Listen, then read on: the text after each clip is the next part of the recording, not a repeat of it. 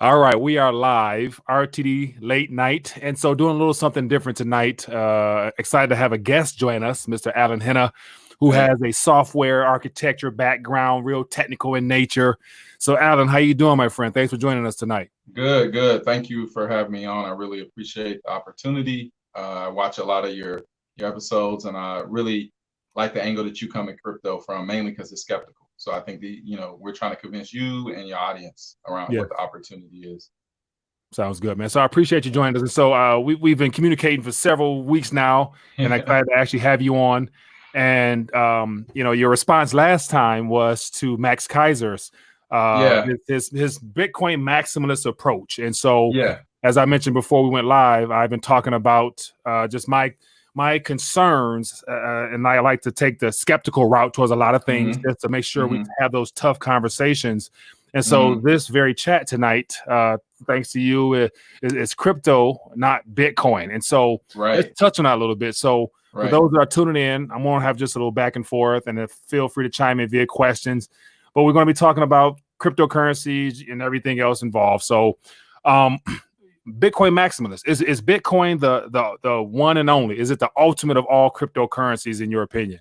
No, no, I don't think it is. I think it certainly has a place. I think it's certainly done its job. It's sort of kicked in the door, Hmm. right? From like an awareness, from a possibility perspective. At the same time, I think it's been handcuffed and it's not really taking us where we need to be. It has its purpose, it has its place. I'm not calling it useless by any means.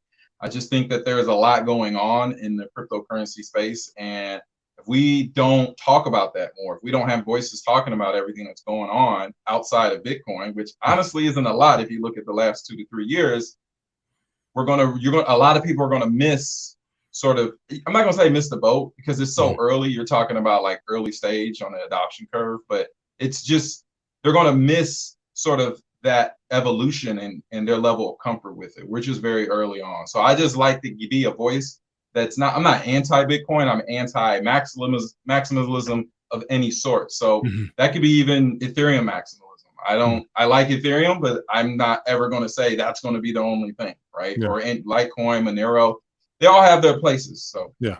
Yeah. yeah. And so one of the things that I want to do and love to do is just to have those tough talks because I am not promoting any particular coin whatsoever. I never And talk much about it. Go let ahead. me say that too. I own Bitcoin, I Uh-huh. own Ethereum, I own Monero, I own 4 or 5 other coins. I'm not going to sit here and shill you any one coin. Mhm. I'm just here to talk about the crypto space as a whole and what's going on and the opportunity that we have, not just for digital gold, which is what Bitcoin wants to be, and the people that are, pushing it, but a digital trustless economy. That's where we need to go. And I think that's the opportunity that we need to talk about. Digital trustless economy. And so that's sort of the focus that I think that, we should have. Okay, so I like that. Yeah. I like those words, digital trustless economy. Okay, so we're gonna come back Right. to that. But and so one Yeah. of the things, just being a skeptic. Okay, so one of the things that really concerns me is the fact that the character, Satoshi Mm-hmm. Nakamoto, whoever, Mm-hmm. whatever, however, Yeah. everybody Yeah. has their angles or whatever. There are Yeah. still some wallets out there that have not been touched since those initial Bitcoins were mined. Yeah. And I'm of the mindset that whoever was a part of this, whoever had this original idea and Mm-hmm. put this out here, they knew what was coming. It was intentional. And one of the things that always concerned me is that what if I did not want to, or what if I do not want to go to a digital solo economy? Because I feel Yeah. like we're being pushed that way anyway. And Right. those are things that concern me. Right. Right. So, I mean, you're right. We are being pushed to digitize everything more and more. We don't know who Satoshi Nakamoto is.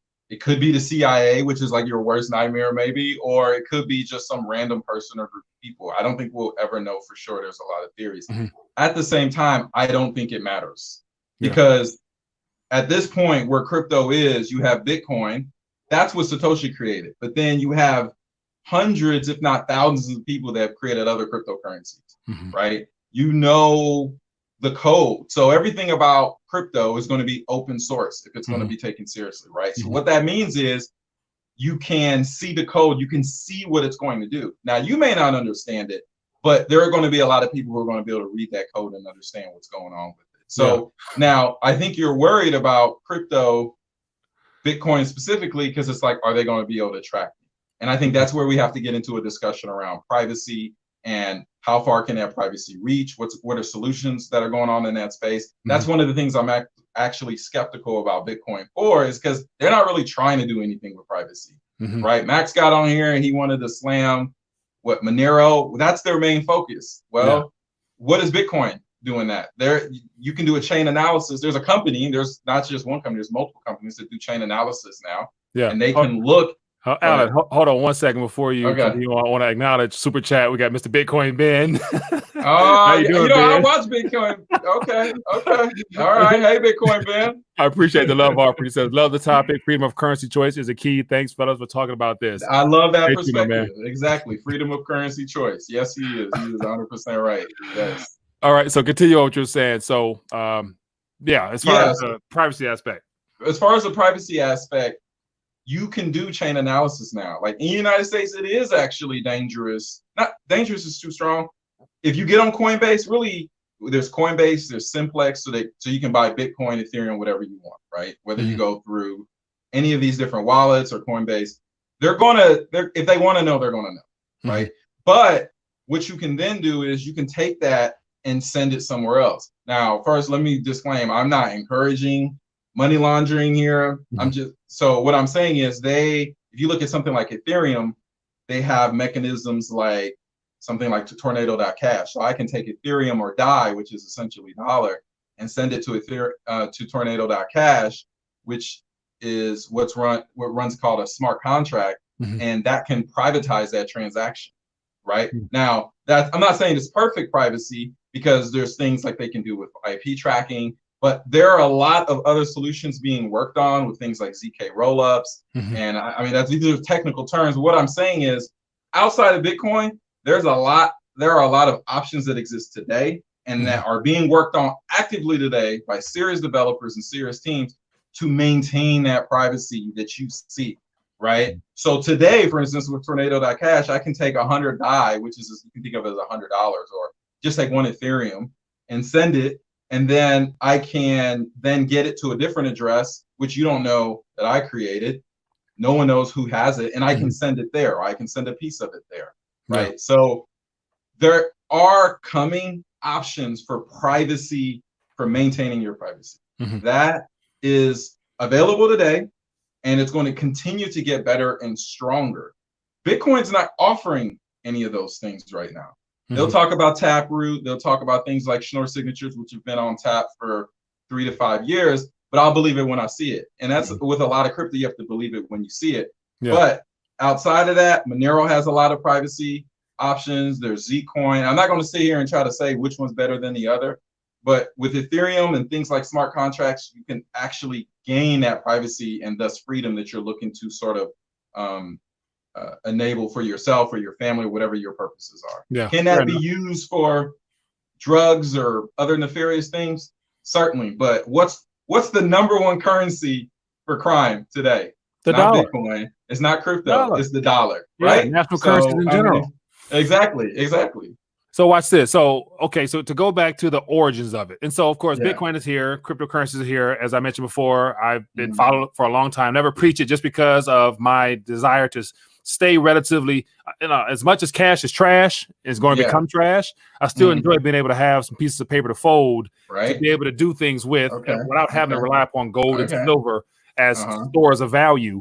And so, and I've never mentioned this publicly, but a part of my suspicion into this whole Bitcoin idea, that Bitcoin being the first one, is that I'm not sure how many, I haven't really checked and verified it yet, but how many wallets are there that still has large amounts of coins that have never been touched since, for Bitcoin? I don't know offhand. Let's just say thousands. Let's just pick a big number. It's a big 1,000. Number. So 1,000 different wallets, or 1,000 different wallets with a large amounts of Bitcoin in them still that haven't moved, give or take? Potentially. It could be hundreds. I honestly don't know, because there's Bitcoin, there's Ethereum, there's Litecoin, there's Bitcoin Cash, there's all these different. So each of them have wallets that are potentially untouched, or addresses that are untouched for a long period of time. Yes.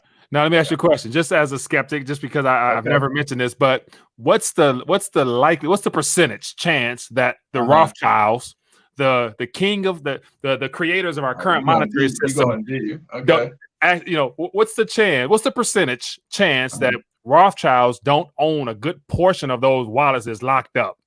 I think there's a very good chance. And see, there's a couple things. Once again, you're coming at this from a Bitcoin only perspective. So if you want to say Bitcoin, I mean, it was early on. They would have had to have been paying attention early on. You got to understand, early on, from a Bitcoin perspective, the people who got the early coins were the miners. So you're thinking the way it would have happened is the miners and the people who got in really early would have had to been the Rothschilds, and it just or unlikely. Or the Rothschilds are the ones that orchestrated this transition to the digital economy, because that's what they wanted 50, 60 years ago. They knew that once they ran our current monetary system to the ground, there was going to be need for something else. If you own all the national currencies on the planet, why not fund these projects, solve those complicated equations, and then go out, throw out a white paper to say that, Satoshi Nakamoto, and be the first one to fund all the operations so you can lock up those wallets and sit back and relax and let all the other people out there pump it for you, because so here, let me, you know what the answer is to that? That's even more reason not to just focus on Bitcoin, because they can't get everything. No, seriously. So think about it. Let's say they started with Bitcoin. Let's even say they did Ethereum and Monero, and they let's just say the top 10, they got all of those. Right. What about the rest of everything else? And that's my intention here, is to say that they can't cover everything. The code is transparent. Anyone can start a cryptocurrency. And my entire point against maximalism is the fact that we do not want one coin to win, because what happens is at a macro level, you get a lot of centralization of power in incumbents. So you want multiple cryptocurrencies to succeed, which drive towards privacy, so that if one does become corrupted, if one does get sort of taken over by some sort of like dark entity or something like that that's trying to control you, we have other options that we can hop to. We have the behavior of society to go wherever we need to go. But if you just let Bitcoin win or just Ethereum win, that's easy to co-opt, right? But if we already have the idea that you're going to have multiple networks of value that deliver some feature and capability and maintain privacy, that's going to be much harder to co-opt and control, right? So sure, maybe they got in early on Bitcoin. Even more reason to not just focus on Bitcoin. You see what I'm saying? Maybe Putin's involved with Vitalik. I mean, this is not my theory. Right. So no. So I remember seeing Vitalik went to Russia and met with Putin. So I remember seeing about that. So definitely they didn't talk about some things. So they talked about some things. You're right. But once again, the code is transparent. Anyone can interact. You have a transparency and optionality that you never had before, right? And if you want to have a value system with a select group of people, whether you make it opened or permissioned, that's your choice, right? And that's what cryptocurrency is giving you. This is exactly the reason I don't want one coin to just dominate all of them for these exactly these risks, right? So you look at the story of like Bitcoin and Bitcoin Cash. I'm not here to pick a side, but what I'm saying is, when Bitcoin came out, there was this whole scaling debate. How are we going to scale it? Oh, we're going to increase the block size. Well, then some people didn't want to increase the block size. Well, some people theorize it is because there was an organization that was trying to push another product or keep control of Bitcoin. So they forked and they created Bitcoin Cash, and they did this whole thing, right? Well, to me, that's a good thing, right? So crypto got to live on. The people split, whoever wanted to continue to split off. And then we kind of went about our business. And then Ethereum came along and they did things, and Litecoin came along and we did all those things. Those are good things, right? The more sound coins and networks you have, the harder they are to control, right? Now watch this. The strength of the networks depend on the size and the users, correct? The amount of nodes, the amount of wallets and stuff like that. So here's the thing. Yes. Okay, see, there's 7 billion people on this planet, give or take. A very small percentage actually have any cryptos. More of the developed nations, they're trying to get it into the second, third world. And so what's the what's the possibility, what's the likelihood that you can have support by billions and billions of people for multiple coins and there not come some type of confusion? Because how can you go, how can you go spend when it comes time to buy goods and services if you get 20 of the top coins and I hear what you're saying. And that's why I think ultimately we're not going to end up with like 20, as these, I'm talking, this is 10, 20-year sort of span. Yeah. I don't think we're going to get to 1. I think we end up with like 10 at the most, right? But by then, they're going to be so vetted and tested and so baked in that, one, it's going to be very difficult to co-opt them, very difficult to control them. Think about if you travel internationally, you have to do some sort of conversion, right? When I went to Bali or I went to Guatemala, this year, or if I go to Europe or something, they have different currencies. You figure it out, you get it done, right? Yeah. Like that's how it works. If I buy something from Europe right now, from France, I'm going to pay in euros. There's going to be a conversion rate. All right, we figured it out. It's electronic. That's what it is, right? Yeah. So the other thing I want you users to think about is whether it's gold, whether it's Bitcoin, everybody is so centric on the dollar. So we're like, the dollar is trash, but we're going to price in the dollar, right? But that's crazy to me. 12 years ago, right, in 2008, I think the MT money supply was, I think, like 7.5 trillion. And today it's like 18 or 19 trillion. Yeah. So you're talking $11 trillion in 11 to 12 years, $1 trillion a year. Like, why are we pricing anything in the dollar? Like, the pivot, the real battle of crypto is the battle of unit of account. So to me, when you talk about money, you have store value, you have medium of exchange, and you have the unit of account. How you're going to what's the base sort of pivot?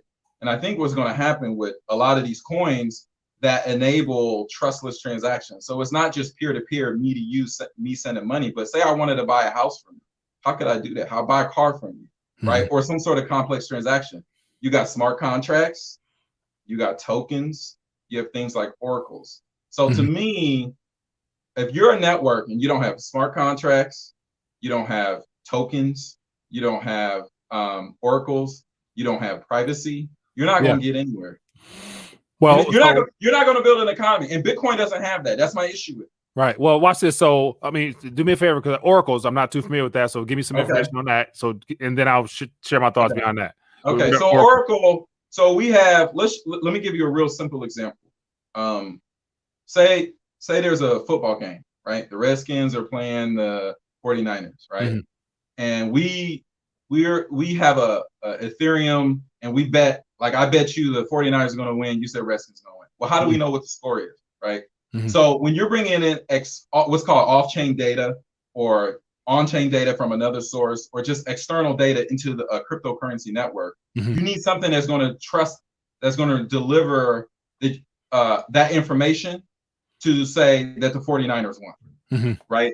So that's what an oracle does. It basically is the gateway between external data and data coming into the network, or vice versa. It's the bidirectional. So it's sort of like that trust mechanism that brings data in, right? So here's an example. Like, if the 49ers won 20-10, but some ways somebody tricked the network that the Redskins won, that's a problem. Right. So the oracles, you look at like a coin network like Chainlink, they're an oracle. Their whole business is oracles, providing external data into a network. So that's what it is. Okay, fair enough. So you listed 4 areas, and the last one was privacy of what a network should have in order to really be a digital trustless economy style, digital trustless economy style foundation to it. Right. And there are not many out there to have those 4.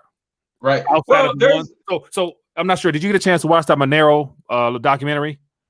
No, I haven't seen that documentary. No, so it was extremely good, and from that point, it made me, of course, become even more skeptical towards the idea of just open and trustless and openness of what we currently have now, because he made the person who put it together, of course, is very privacy centered, but yet the comparison was Bitcoin in particular is not really what it should be, because it's wide open. It's like an open bank account. it is. So I'm thinking like and then of course talk about future problems down the line. But from your public address, which is visible, you can backlink. You can trace all the way back to the original time that coin was mined.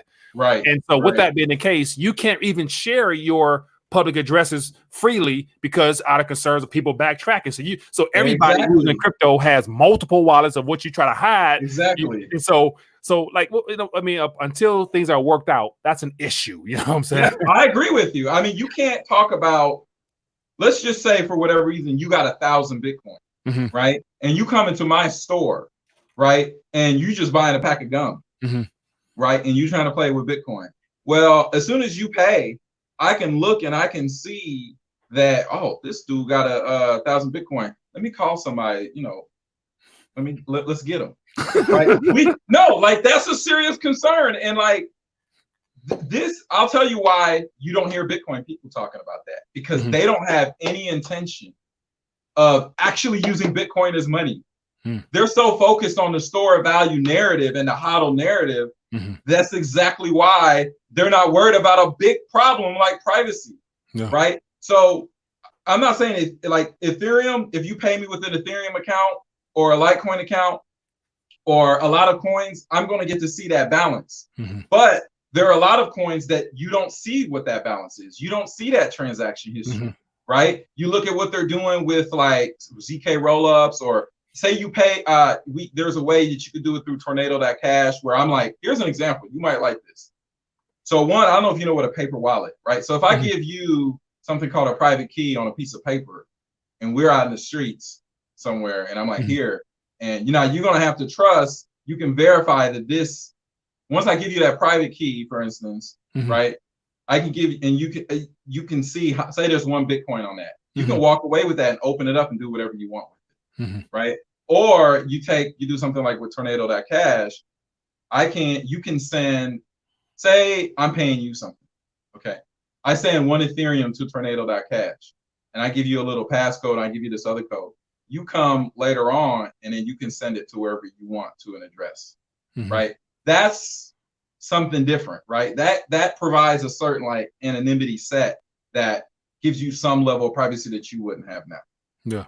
Right. So I'm telling you, they're working on a lot of stuff, but they're not working on that on Bitcoin. That's my thing. Like, because Bitcoin's only narrative is store of value right now, they're not working on anything to actually help you use it as money, as a medium of exchange to maintain your privacy. So if networks that have smart contracts, especially, and privacy aspects to them, are building things so that you can conduct commerce, conduct transactions, and try to maintain your privacy, right? So that is why I'm like, man, we got this massive opportunity to conduct commerce here, but a lot of people aren't talking about it. Right. Good point. And so, as you were mentioning, another thing that I noticed when I threw out there with Max Kaiser was the hashing power is very centrally controlled as of now in China, with all the mining rigs and stuff like that, where that's an issue. So that's the proof of work versus proof of stake,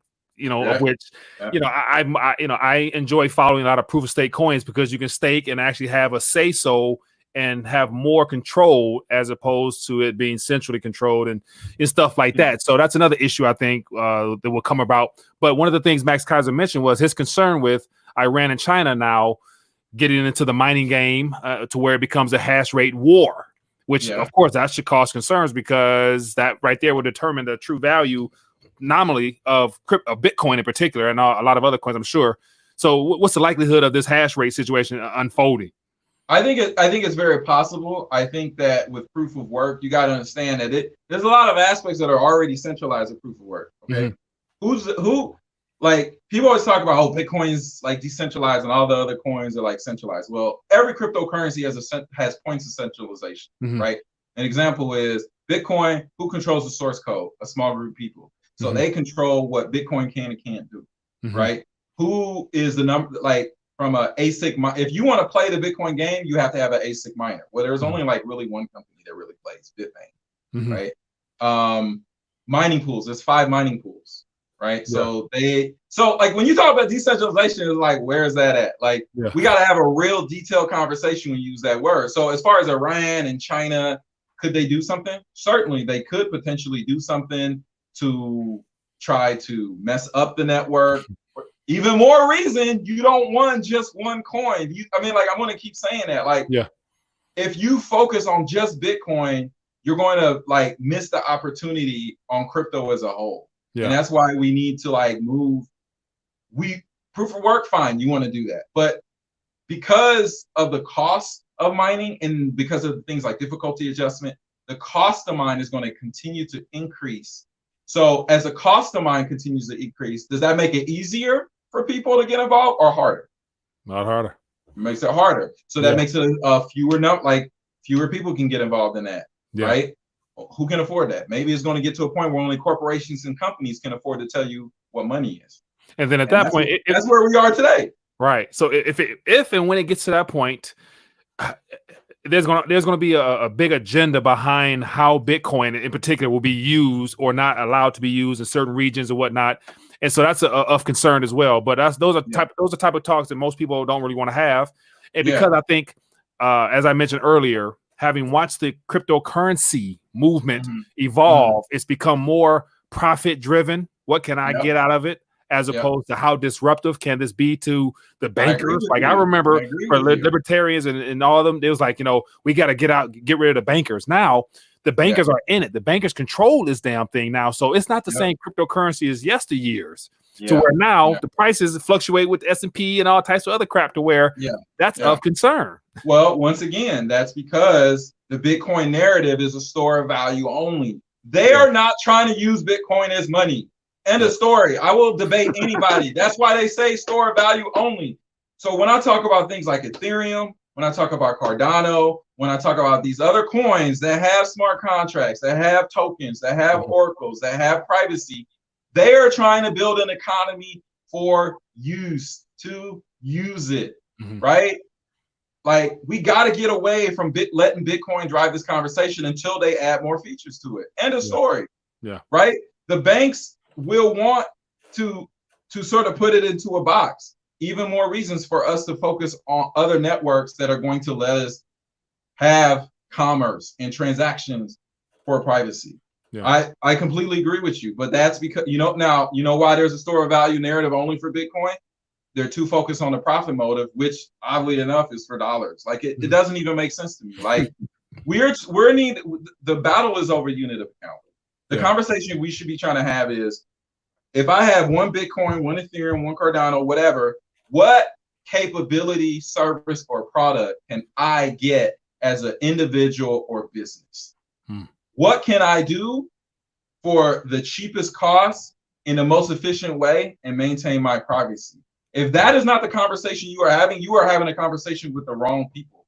That's the problem with crypto right now. The Bitcoin people, the Bitcoin maximalists, they only want to talk about HODL. They only want to talk about what the price is, what if it's going up to $200 or $300. I don't talk about that. I'm trying to change the conversation to focus on features, capability, use case, privacy, and another word, which is disintermediation. And that is getting rid of middlemen, right? So you get rid of middlemen. Think about this. When you buy a house, who do you have to go through? You go through the realtor, you go through the bank, you go through the title company, you go through the insurance company, right? Inspector. Well, all these people, right? All these people are on the take. All these people can affect your ability to get a home, to get a loan, everything, right? Well, what if we could start replacing some of these blocks with code? What if we could start replacing some of these pieces with easier, trustless?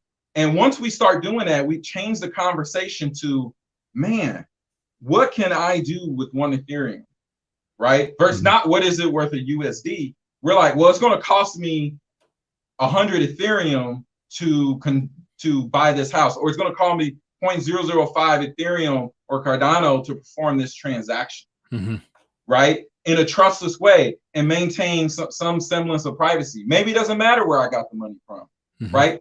Those are the conversations we need to have. We need to have a conversation around feature, capabilities, functions, and what you can do with the network. Not what is this USD price? Like, honestly, who cares about that? Like, who cares? You're in this for the wrong thing. And so watch this. So outside of just talking about some of the things we're talking about as well, I got Alan Hena with us, who is a software architect and got a little skill set behind all that, whatever. And so I want to have this conversation just because it's one of those things where I want to throw out a bunch of questions, what ifs, and how, and be the skeptic. I enjoy that. Throw everything at me. It's a real talk. So outside of this, we can, you can lay it. So the digital trustless economy is what you're referring to, but yet that's what the people are doing behind the scenes. You have the developers, the coders, the communities, and stuff like that.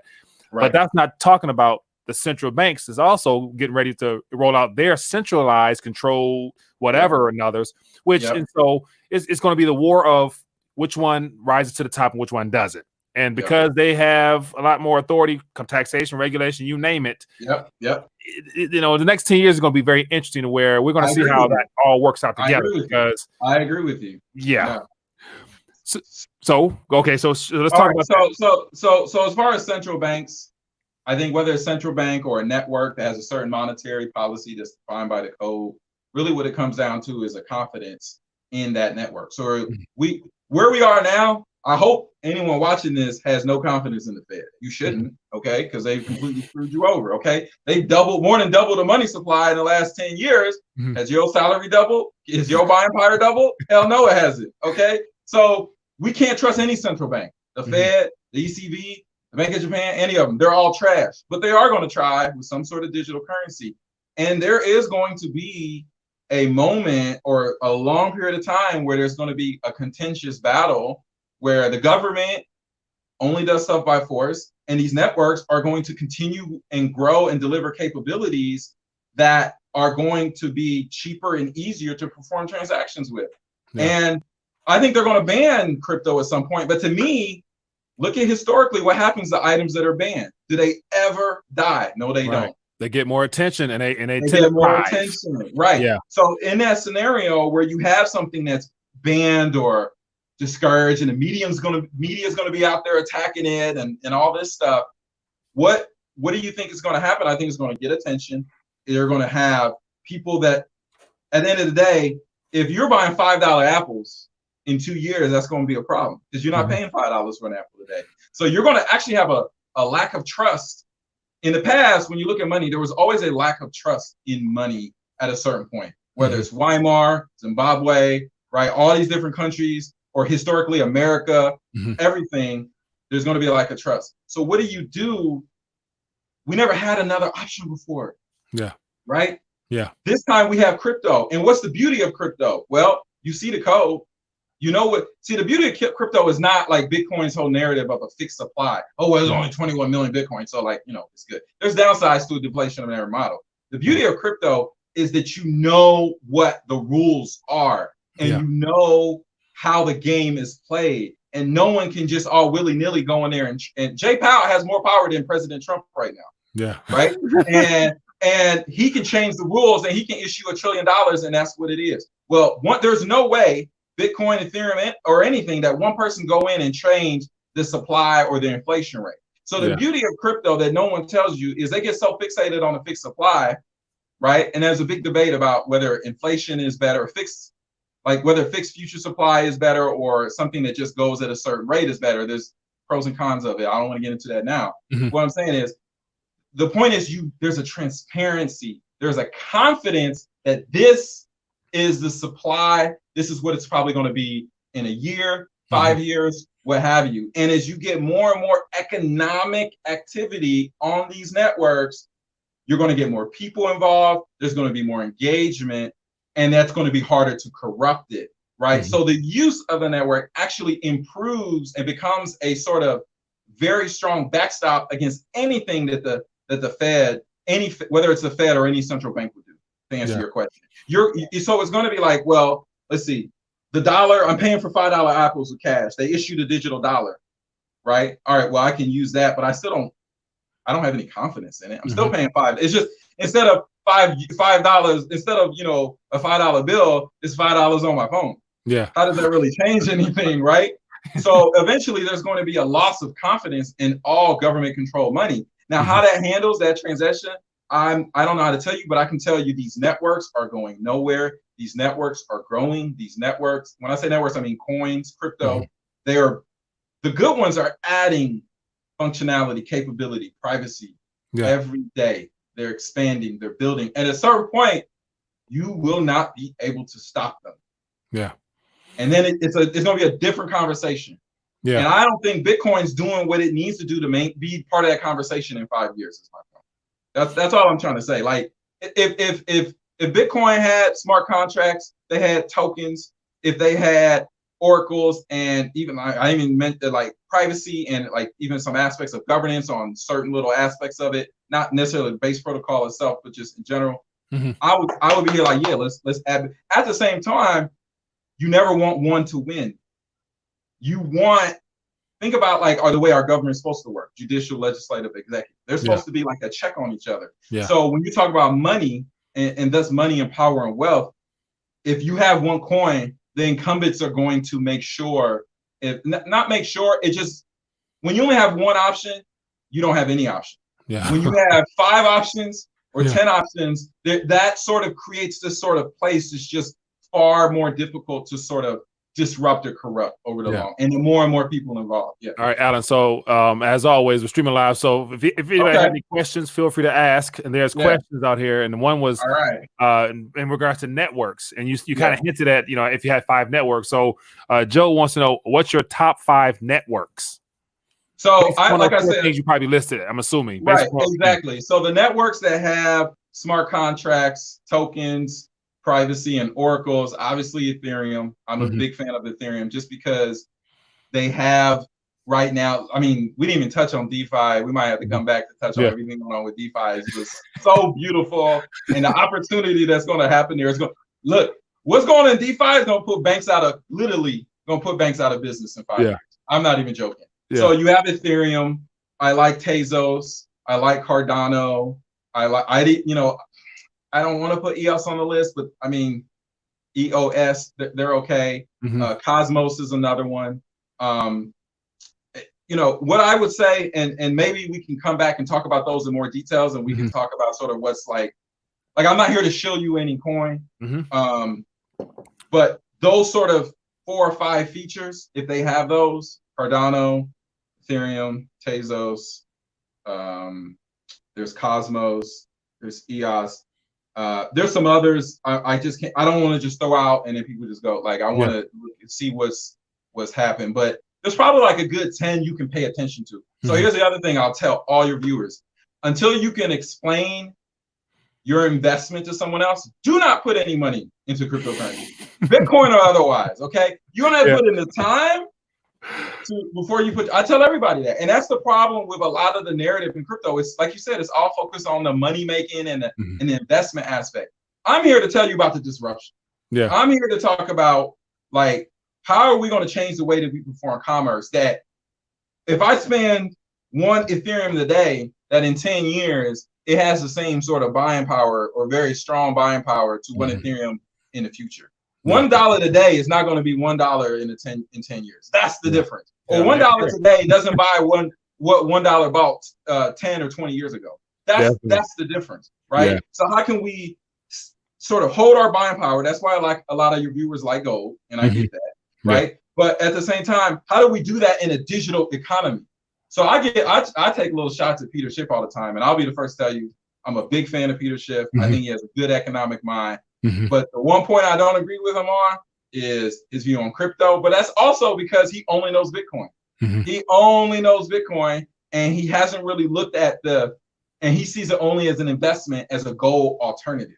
He hasn't looked at it as a sort of vehicle to a digital trustless economy or starting down that path, because he's just worried about its USD value, and he compares it against gold, and he's like, oh, it's going up, it's going down. That's because he's talking to the wrong people, and the wrong people are controlling the narrative. Yeah, man.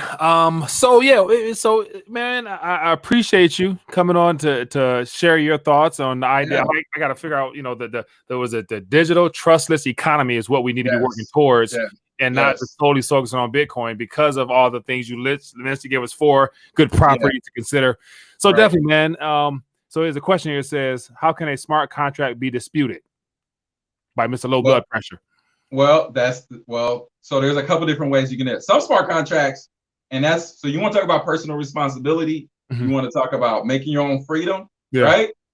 That's what a smart contract gives you, right? So like, if you want freedom, you got no cover, right? Now, what I can tell you is they have, so here there's Ethereum has a betting market called Augur, right? And so you can bet a certain scenario, right? You can bet like, I think this is going to happen, and then you can create a market around that bet.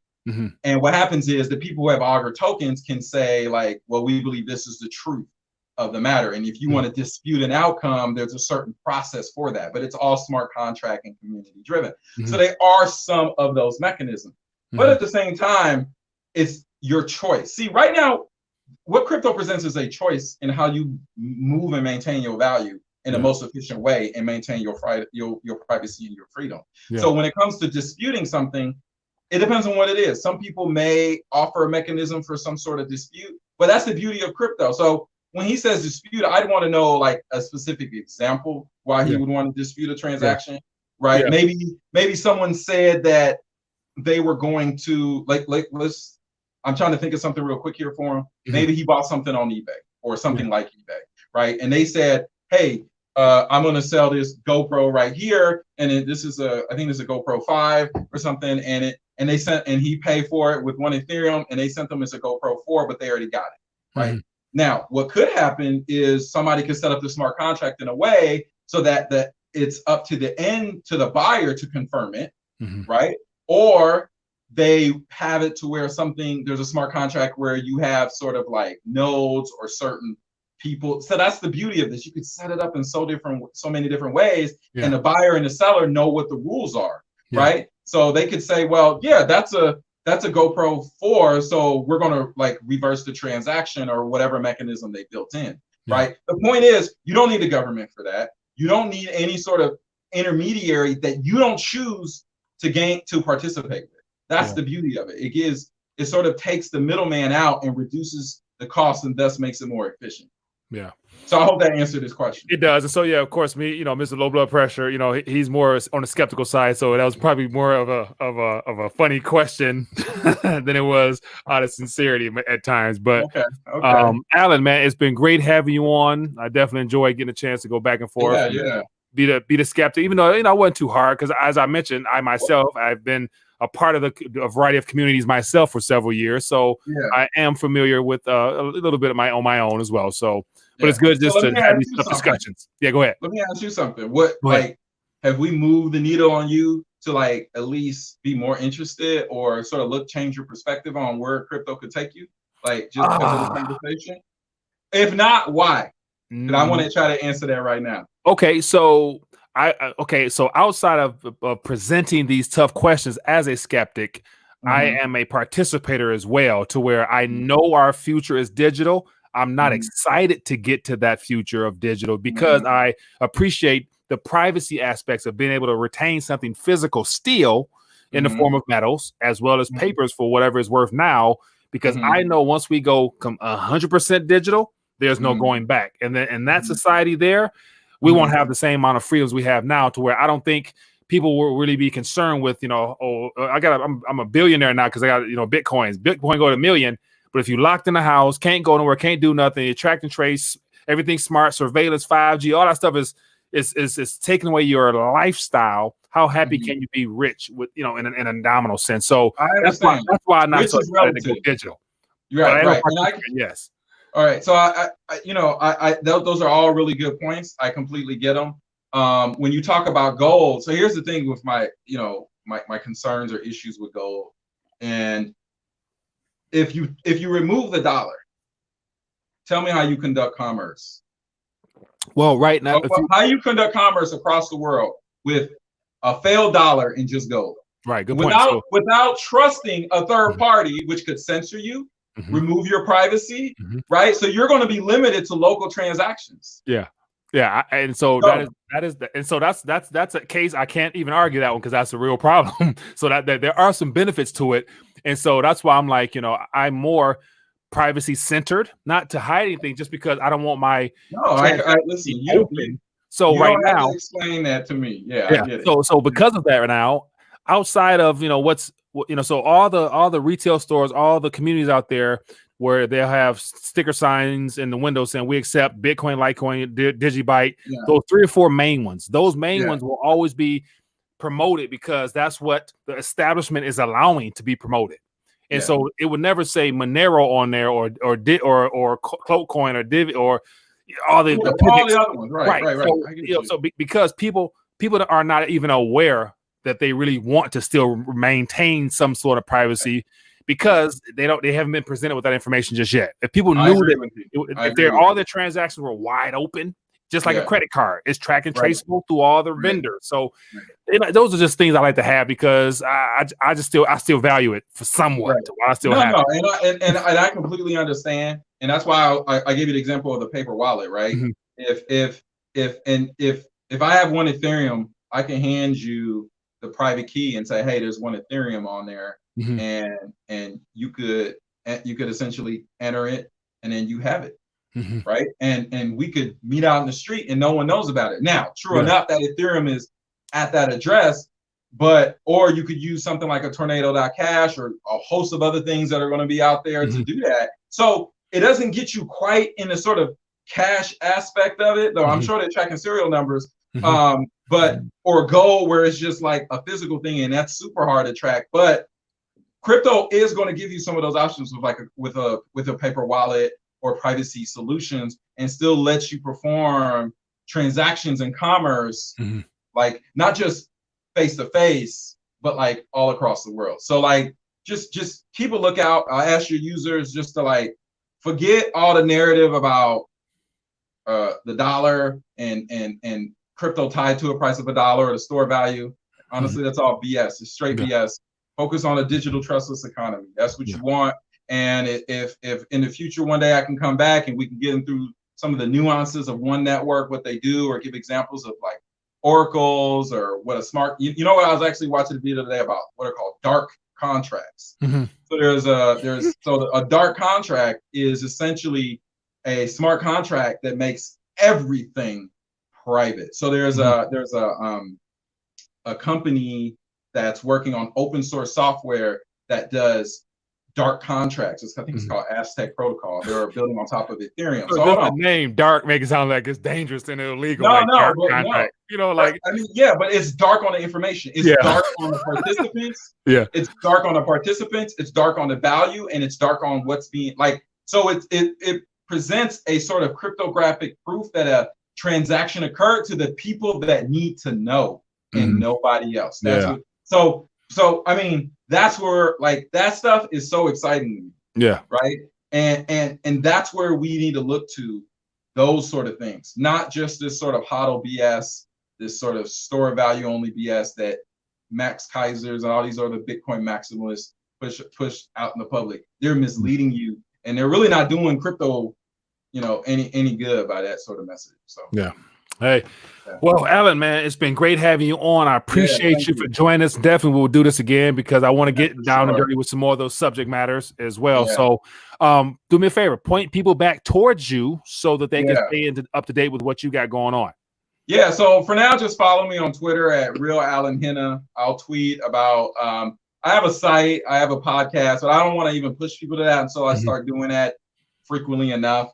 I'm sort of like in the middle of like moving back across the country. So once I get sort of settled in, I'll get that started back up, and maybe I can come back under like Digital Oil or whatever. But for now, follow me on Twitter, Real Alan Hena, Real ALLENHENA on Twitter, and follow me. I'll put that in the description so people can find it. So other than that, man, looking forward to doing it again soon. And digital trustless economy. I like that idea and some of the principles behind where we could be heading to. So that's some good stuff. Man.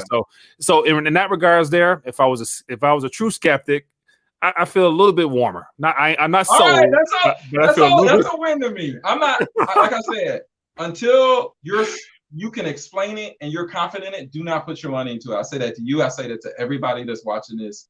We need more educated people. And I think the more educated people and they see what's actually going on, man, I'm telling you, your audience, they'll latch on to it. I'm telling you, they're going to latch on to it. They're going to be like, whoa, I didn't even know like this was a thing. So, all right, my man. Well, hey, so people talk about theta. So there's a lot of people out here who are curious to know more in depth about more other projects, but we'll say that for later.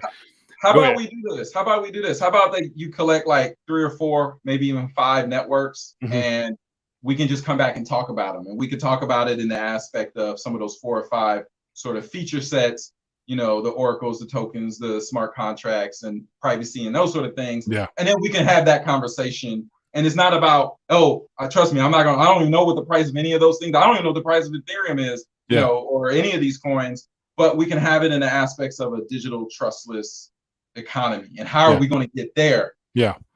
Right. So maybe, you know, get that list or put out a poll, however you want to do it. And we can talk about that and weigh sort of like the trade-offs and, good deal. All right, man. Looking forward to it. So once again, everybody, if you've enjoyed this back and forth, don't be afraid to hit a thumbs up just to show your love for the channel, and also check out Alan on Twitter.